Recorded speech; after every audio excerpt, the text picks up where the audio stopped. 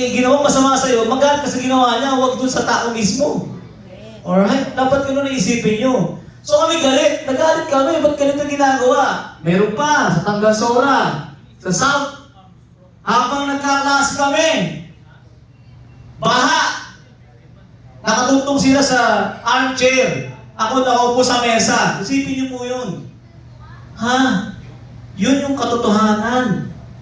Na-neglect talagang, alam niyo kasi sa city, ang pinakamukha ng isang lungsod ay walang iba kundi ang universidad. Correct. So, medyo nag-ano na yung puso ko pag naalala ko. Universidad ang mukha ng mga lungsod. Ang UCC dati, walang kakwenta-kwentang universidad to. Ito na ginawa namin ni Boss Rod. Tandansora. Naglabas ako ng mga estudyante kasi ayaw ipakita, ayaw papasukin si Kong Oka. Ayaw. Hindi niyo pwedeng makausap ang si Kong Oka na tumatakbo as mayor. Tapos dito sa North, ganun din. So, dinala ko sa Pentagon. Dinala namin hindi sa US. Dinala namin din sa bahay. No? To meet up with Kong. Then dito sa South, sa North, dito kami talaga nakita, no, guys, sa Hillcrest, libu-libong estudyante ang pumunta ron. Together with, magkakasama kami ni Boss Rod.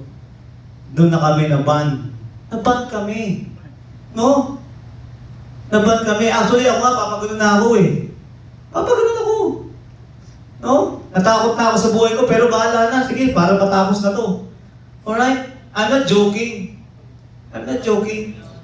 Hanggang, ito na, dumating na ang mag-ama. Ay, salamat. Actually, pag nasabi ko naman sa inyo, pag yung puno mabunga, babatuhin yan. Di naman, that is very normal. So, you must have faith and believe what this administration can do.